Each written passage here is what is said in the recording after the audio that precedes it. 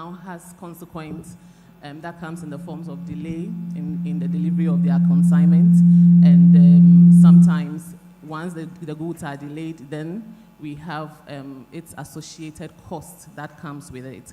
And yes, there's an indirect effect on women and children in the coastal communities because, of course, when there are rising sea levels, my lady here has mentioned flooding, and then so we will have some health and safety implications. Some communities are also displaced, and once these communities are displaced, then we can have security issues, especially for children and then women. Yeah, right. That's what I could. Thank you. We will touch more on that bit at a point in time on specifically the vulnerabilities of women and children. But one thing that I also want to probably bring out is the fact that in the shipping industry, you face a challenge of the unpredictability of the weather. And that, in my opinion, from what Mr. Bediako said, can be a key, stressor or disturbance to the industry, because we can't predict how the weather will be. It can affect, movement of goods and products from different parts to another. So we'll move to the next point, and I want Sadia to, pick up from where Rodalyn left off about the issue of vulnerabilities of people generally in coastal communities, but more importantly, or more specifically, women and children. How do you think climate change affects women and children in coastal communities? Even any experience from your words will be nice. Yes. So climate change, like I said in my introduction or my first remark, is something that everybody is experiencing in one way or the other.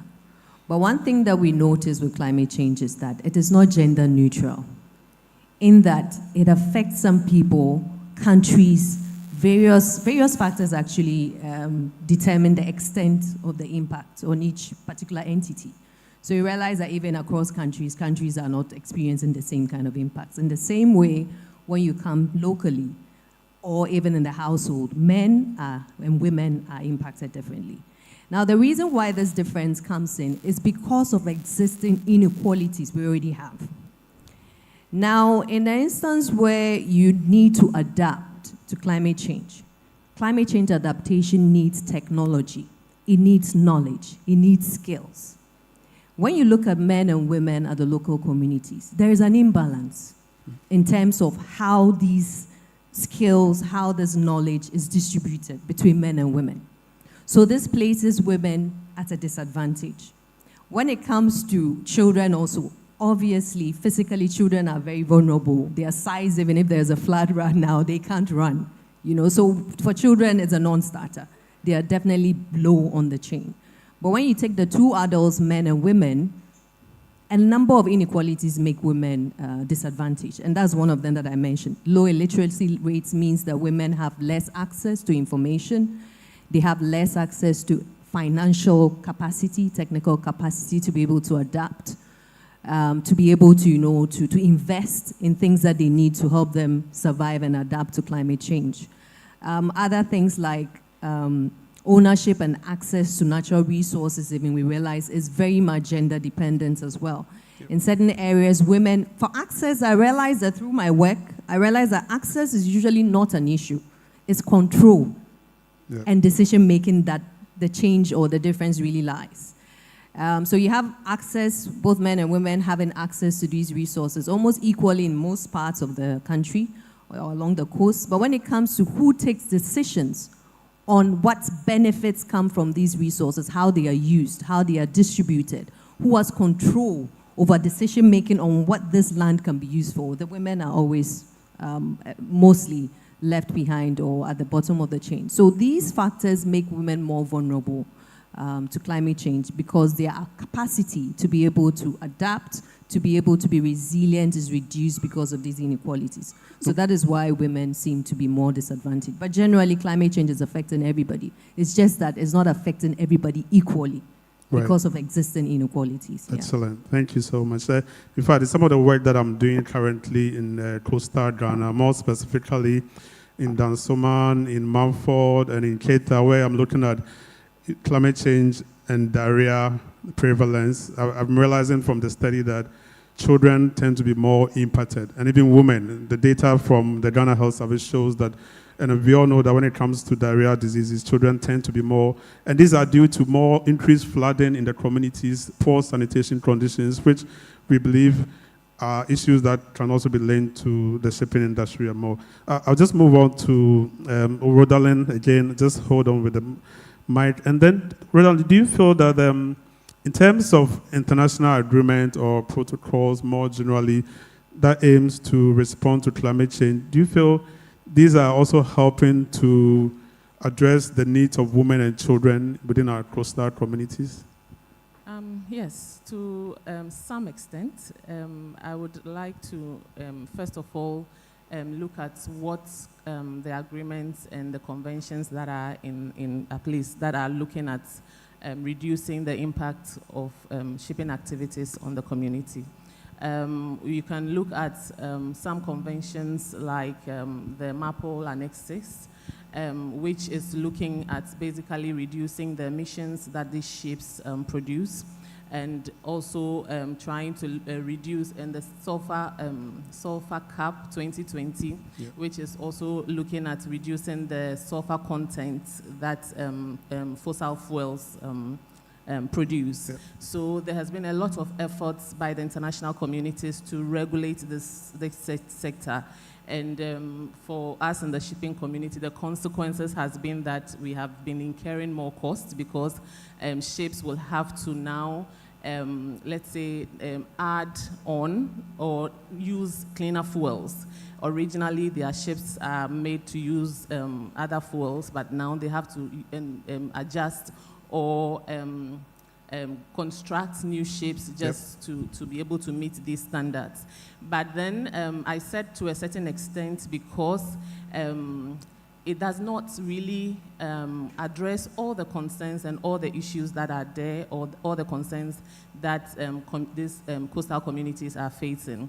If you look at the MAPOL convention, like I mentioned, it's looking at addressing issues that relate to, let's say, air pollution, and to some extent, water pollution. I'm sure my colleague here will talk about some ballast water conventions and all of that, and how these conventions seek to protect the marine life through maybe providing some form of facilities that the waste that is produced by ships are discharged. And so if to that extent you can say that if we are preventing waste that we put in the oceans, then yes, we are addressing the issues of joblessness, especially for women and the communities that depend on the marine waters for let's say, livelihood. If we look at the ones that are addressing the emissions, then we are addressing issues that has to do with health for these women. So to some extent, maybe what we need to look at is how can we now include gender-sensitive policies when it comes to these, formulating some of these conventions. And that is an area that possibly the AfriWalk can play critical role. Yeah, thank you. Thank you very much. I think your analysis is very clear because, even though directly some of these activities are not targeted at women, in trying to reduce climate change impact, women's sensitivities can also be reduced in many ways, and I think that's a very good way to put it. Mr. Bediako, in terms of maybe some of the measures that are being taken to enhance, the resilience of ports, do you feel like some of these measures goes a long way to also help address, some of the vulnerabilities of coastal people, including, children and women as well? Yes, definitely. Rodalyn talked about the sulfur cap, and this is something that we have commenced, the ports of Ghana have commenced to ensure that vessels that call the port, the marine fuels that they use have lower sulfur content. The other thing is the port reception facilities. Both ports in Ghana have licensed private companies to ensure that oily waste and other garbage from vessels that call the ports of Ghana are collected and treated properly, instead of them dumping it into the sea. So if you come to the port right now and you do not bring cargo, it is assumed that you have dumped them in the sea and you will be heavily fined. And the ports of Ghana are known that when you come and the port receptors are not able to find any cargo or garbage on your vessel, you will be heavily fined. The other thing that we've done is also to ensure that the marine equipment that we've bought recently have not emit carbon into the air. So these are things that we are also doing. We've also installed solar panels on some streets and some buildings. It's a gradual process that we are going gradually. It started in Tema, and it will be in Takoradi very soon. We have also collaborated with the Meteo department to install early warning system so that we are able to gauge the rise, measure them, and see what we can do in the port to protect both equipment and facility in the port. There is also a gradual shift from the diesel-powered equipment that we use, like the cranes, to electric. If you go to MPS, for example, they have installed rubber-tied gantry cranes that are electric. And these are the things that we are doing to help have a cleaner environment. Right. Thank you very much. And these are obviously the way to go, because we are looking at carbon neutral societies where we do, limit little emissions and ensure that a lot of the ways that we live don't contribute to climate change. That's what we call mitigation. So reducing all the emissions, and I believe based on what you're just saying, moving away from diesel-powered engines are all very important steps to go. Thank you very much. And I would like us to continue on the issue of what I called action, and I'll come back to Sadia here. In terms of the role that, government, IGOs, CSOs, private sector companies, including the shipping companies can do in supporting climate change adaptation, do you have any sort of ideas of what you think can be done by government, NGOs, and CSOs to help address some of the vulnerabilities of coastal communities to climate change? Specifically to you. Thank you. So when it comes to vulnerability to climate change, there's an interesting linkage between adaptation and mitigation. So when we say adaptation, we are talking, let's start with mitigation. We are saying that actions that we would take to prevent further changing of the climate, right? So trying to reduce how much greenhouse gases we are putting up into the atmosphere. And I'm really happy to hear about all these measures that we are taking even in the shipping industry to do that. Now, there's a linkage also to adaptation, where we are saying that climate change is already happening. So we need to start to see how we can, reduce how the climate change is affecting us currently and even in the future. So that linkage is very important because we need to do the two together. Whilst we are thinking about coping with the impacts currently, we also need to think about how we're going to prevent further changing of the climate, because then we are looking at further climate change becoming worse in the future. So in the communities, one thing that, especially in the coastal communities, and coming from the environment and natural resource background and conservation for that matter, one thing that we have been pushing is restoration of our mangroves. Mangrove ecosystems play a very key role in enhancing adaptation and resilience of coastal communities, because they serve as sponges, to be able to protect the shores, communities, property, humans, from the very harsh, extreme weather conditions that come, tidal waves, flooding and all that. When you have mangrove ecosystems really functioning properly, we are able to reduce the impact on these coastal communities. So one of the things that I think we need to start thinking about, first and foremost, is to stop this indiscriminate deforestation of our mangrove vegetation. Secondly, let's plant more mangrove vegetation to be able to green the place and help nature. Nature actually has its own way of dealing with some of these things. But because of our human stubbornness, we have tended to try and reduce the capacity of nature to be able to correct some of these natural events. So we need to go back. They say Sankofa. Let's go back and green and replant the mangroves that we have been cutting. Secondly, also, communities have very rich traditional knowledge, which has been helping them to adapt to these changing situations for a very long time. The only thing we need to do now is to enhance it with improved technology. That requires funding. That requires investment. And that is where I think private sector can come in. So it's a multi-sectoral, multifaceted approach that we need to use, where key stakeholders come together. Because one particular party cannot handle it alone. And like we all know, climate change is very, very cross-sectorial. So a lot of sectors are involved in both causing it, as well as having the tendency to also to contribute to the solution.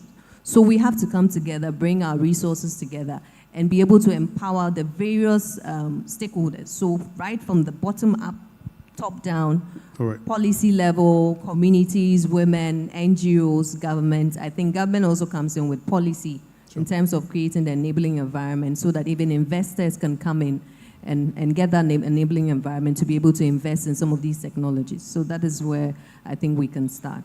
All right, thank you. Thank you. As we try to round up, I want to go to Rodalyn on the last point that I want some clarity on. Do you feel that the shipping industry, maritime industry, needs some particular kind of education on climate change? And if they need that education, how should it be done so that there's more sort of interventions from you? Yeah, I think that to a large extent, the shipping industry is aware of the effect of their activities on the environment, Yep. and they know very much about climate change.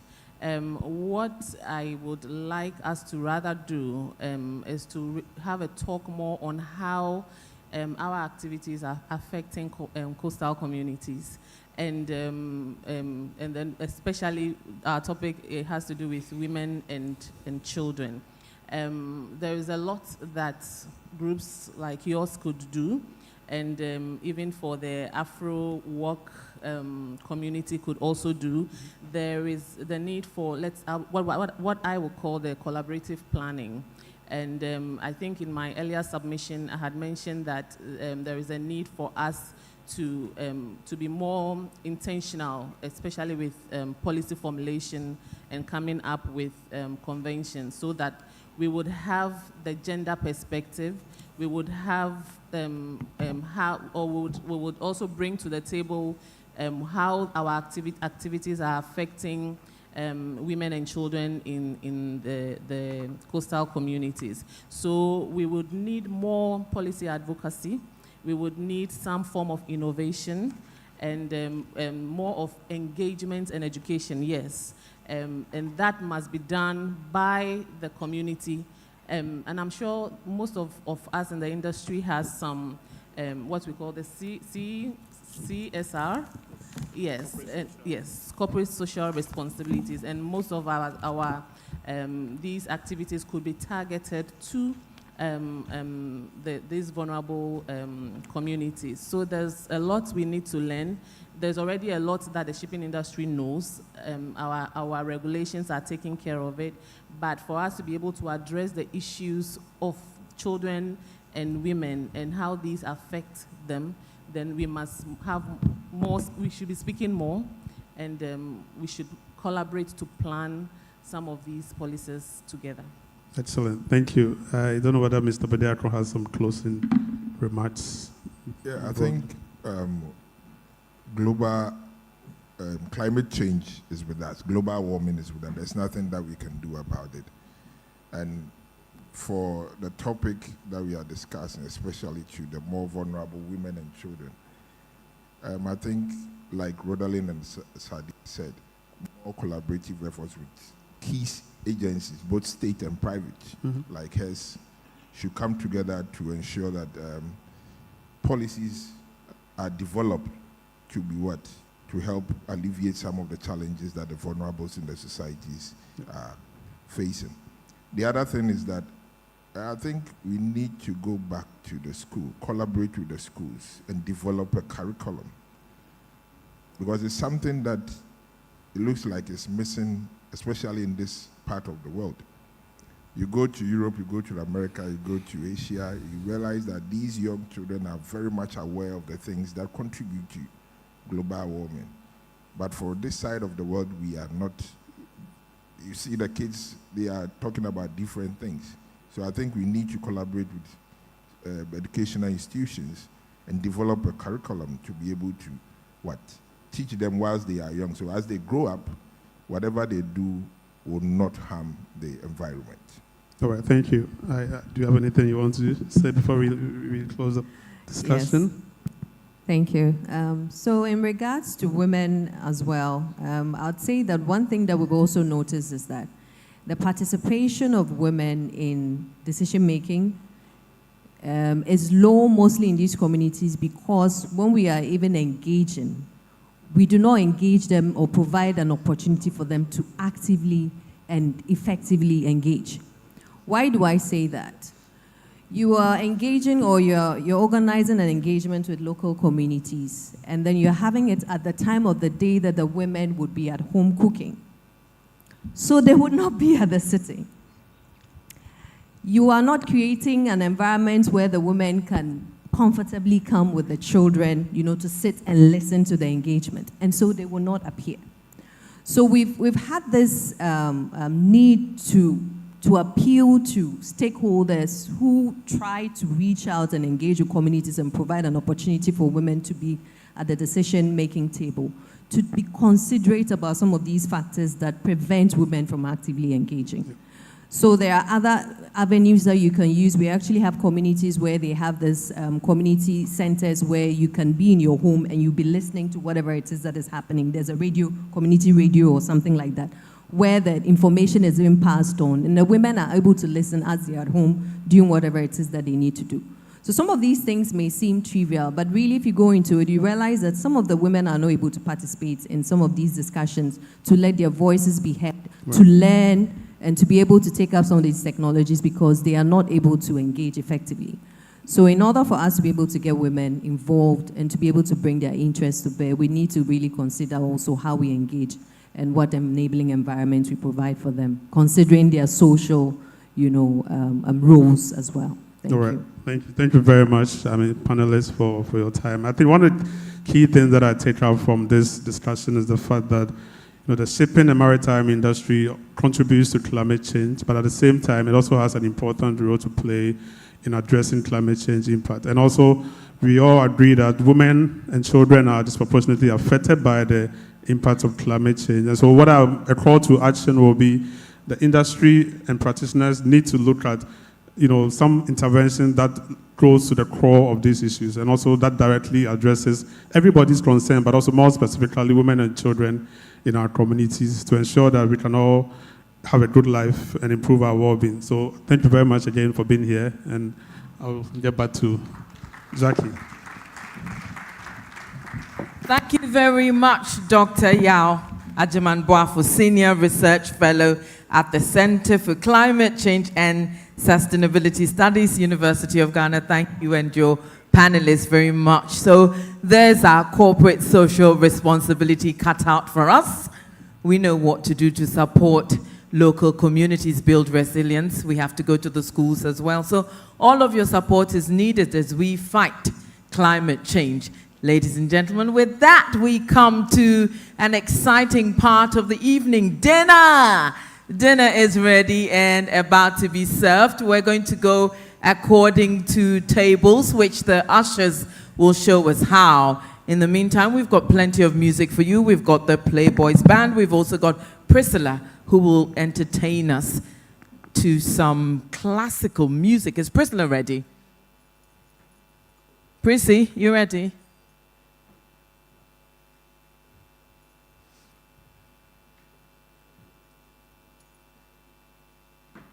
Okay, so what we're going to do is I'm going to let the Playboys Band play, Mr. Brown and the Playboys Band, and then when I find Priscilla, I will bring you some classical music. In the meantime, enjoy dinner.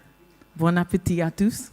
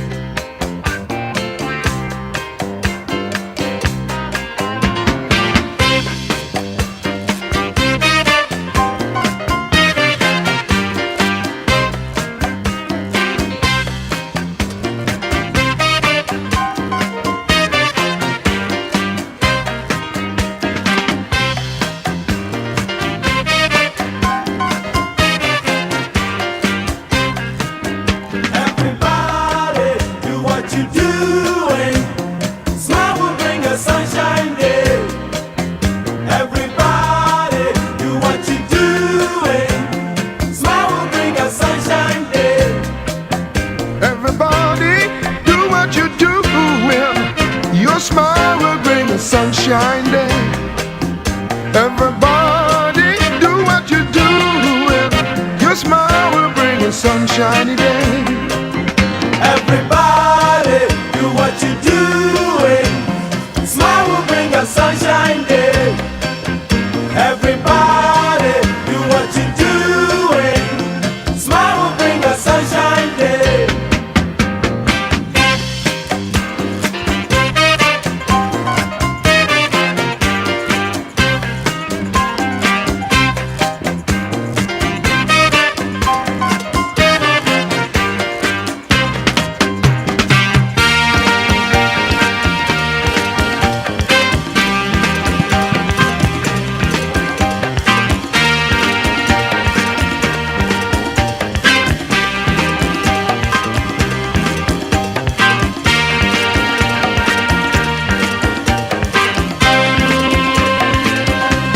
So the more you applaud, the sweeter she'll sound.